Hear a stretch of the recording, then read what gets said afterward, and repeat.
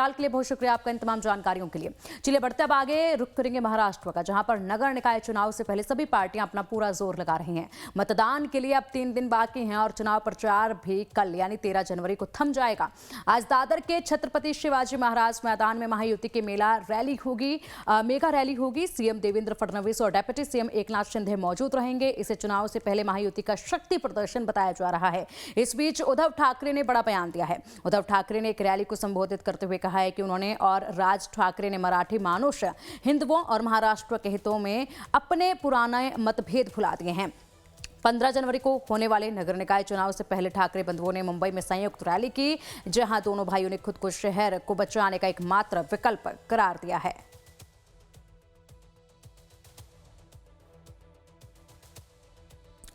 तो बीएमसी चुनाव से पहले ठाकरे ब्रदर्स एक साथ आए और इसी के साथ यहां पर उन्होंने कहा कि यहां विकास कार्यों के लिए पुराने मतभेद हमने भुला दिए हैं और एक साथ आए हैं और सिर्फ केवल ठाकरे ब्रदर्स ही है जो एकमात्र विकल्प बचता है यहां पर भलाई के लिए महाराष्ट्र के। और इसी के साथ बड़ी घोषणाएं जो हैं वो की हैं। 2 तस्वीरें आपके सामने देखिए किस कदर अब कल चुनाव प्रचार थम जाएगा, उससे पहले यहाँ पर पुरजोर कोशिशें जो हैं देखी गई हैं तमाम संगठनों की तरफ से, तमाम पार्टियों की तरफ से, और यहाँ पर हर किसी ने हुंकार भरी है जीत की।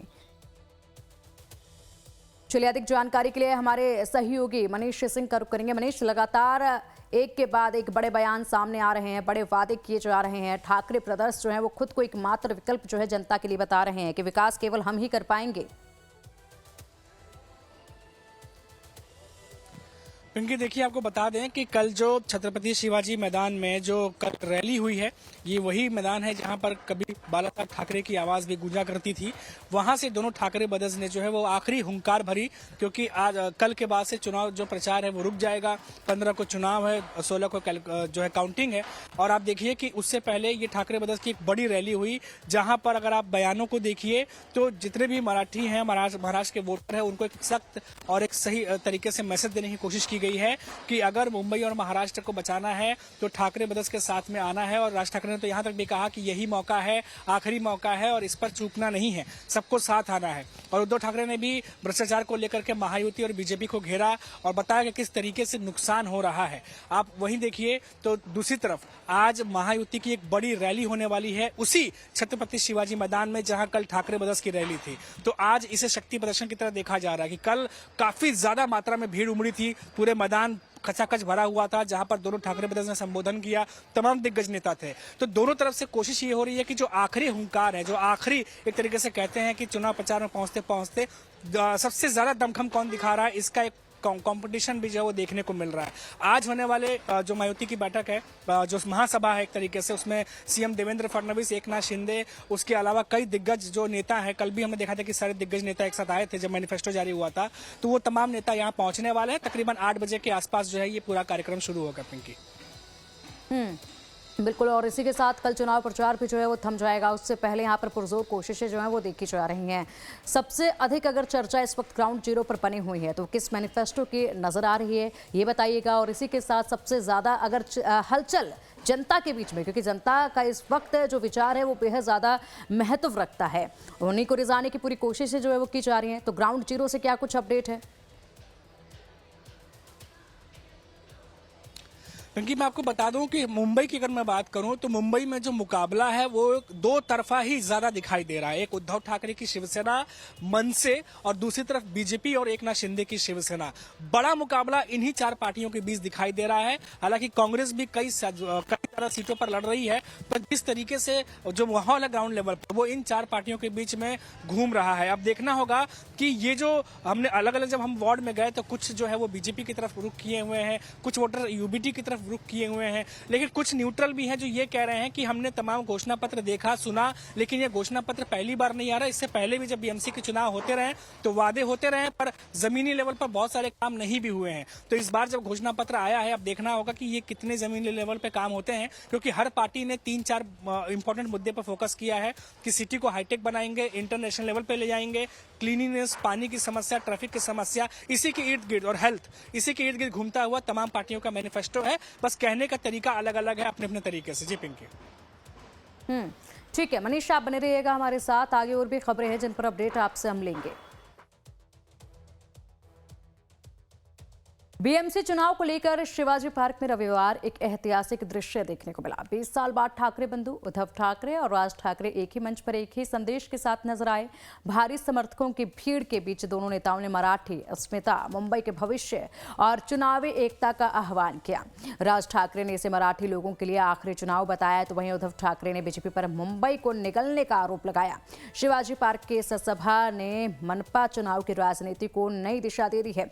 शिवाजी पार्क वहीं ऐतिहासिक मैदान जहां कभी बाला साहेब ठाकरे की आवाज गूंजती थी, आज वहीं 20 साल बाद ठाकरे परिवार की राजनीति ने नया मोड़ लिया।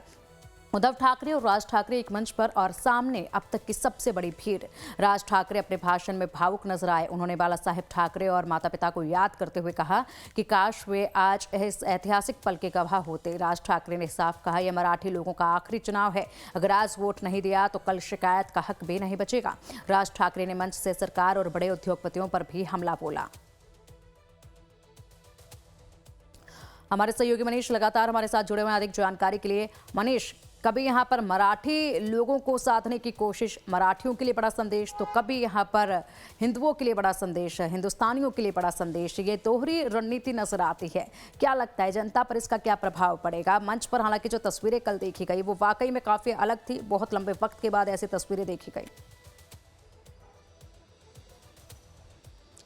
बिल्कुल पिंकी, आप देखिए कि अभी तक उद्धव ठाकरे और राज ठाकरे अगर दोनों के आप संबोधनों को सुने तो ये संबोधन कभी एक दूसरे के खिलाफ हुआ करते थे। राज ठाकरे जो है वो हमेशा से शिवसेना जो यूबीटी उसके खिलाफ लड़ते रहे हैं, वही यूबीटी के कार्यकर्ताओं का भी मनसे के खिलाफ लड़ाई जो है वो चलती रही है। लेकिन पहली बार जो दादर स्थित जो छत्रपति शिवाजी मैदान है वहां पर दोनों ठाकरे ब्रदर जब साथ आए तो वहां पर जो माहौल था वो कहीं इमोशन भी थे कुछ जगहों पर। कुछ लोग जो है थोड़ा सा जो पहले जो एक तरीके से शिवसेना हुआ करती थी वो एक झलक देखने को मिली, तो वहां उस तरीके से भी एक देखने को मिला। आप देखिए तस्वीरों को, अगर आप ध्यान से देखिए तो पीछे जो है वो बाला साहब की तस्वीर लगी है, जहां एक तरफ उद्धव ठाकरे हैं और लेफ्ट साइड में राज ठाकरे दिखाई दे रहे हैं, दोनों कंधों पे हाथ रखे हुए। तो एक मैसेज देने की कोशिश की गई है परिवार की तरफ से, एक भावनात्मक जो एक इमोशन है वो लोगों तक पहुंचाने की कोशिश की गई है कि जेके ठाकरे ब्रदर्स जो है वो हमेशा मराठी हितों के लिए आगे खड़े रहे हैं, पहले भी अभी भी खड़े हैं, लेकिन इस चुनाव में अगर चाहते हैं कि मराठी हितों को ऊपर रखा जाए तो ठाकरे ब्रदर्स को चुनना होगा।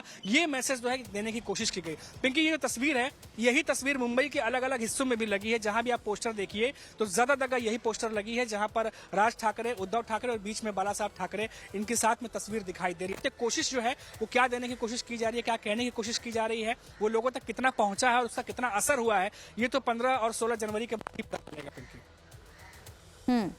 बिल्कुल, ऐसे में बहुत कम वक्त है अब और इसी के साथ बेहद जल्द परिणाम जो है वो सामने आने वाले हैं, जिसके बाद तस्वीरें साफ हो जाएंगी। जिस तरीके से हुंकार तमाम मंचों से भरी गई है, ऐसे में उस हुंकार का कितना फर्क जो है वो देखा जाएगा। अगर बात की जाए यहाँ पर मनीष, लगातार आप ग्राउंड जीरो पर जनता के बीच में जा रहे हैं, वोटर्स के बीच में जा रहे हैं, तो भाषा को लेकर बात की जाए, धर्म को लेकर बात की जाए, तो क्या यहाँ पर इन वोटरों पर इसका असर होता नजर आएगा इस चुनाव में, बीएमसी के चुनाव में? पिंकी, हमारे कई वोटर्स से बात हुई है और निश्चित तौर पर कुछ वोटरों ने ये भी कहा कि हाँ इसका असर पड़ता है, और भले ही ये कॉरपोरेशन के चुनाव हो, महानगर पालिका के चुनाव हो, पर बिल्कुल असर नहीं पड़ता ऐसा बिल्कुल भी कहा नहीं जा सकता। जरूर असर पड़ता है। और देखिए आपकी इसी तरीके से जो बयानबाजी है, चाहे कल वो नीतीश राणे के बयान को ले लें, आजमी के बयान को ले लें, या फिर अभी ओवैसी आए थे उनके बयान को ले लें, अभी भी जो है धर्म को लेकर के जो बयान है वो लगातार दिए जा रहे हैं, एक दूसरे हमला किए जा रहे हैं। लेकिन जो लोकल लेवल पे जो लोग हैं 70-80% तक हम ये कह सकते हैं कि ऐसे लोग हैं जिन्होंने इससे मतलब है कि हमारे एरिया में क्या डेवलपमेंट हो रहा है, कौन क्या काम कर रहा है, तो इन चीजों को लेकर के पब्लिक ज्यादा फोकस है। तो अब देखना होगा। बिल्कुल मनीष, होना भी चाहिए। बिल्कुल मनीष, होना भी चाहिए। जो मुद्दे हैं धरातल से जुड़े हुए, जो मुद्दे हैं हमारे हिफाजत के लिए, जो मुद्दे हैं हमारे काम के लिए, उन्हीं पर फोकस ज्यादा होना चाहिए और इसी पर अब काम जो है जनता मांगती भी है। फिलहाल बहुत शुक्रिया आपका इन तमाम जानकारियों के लिए मनीष।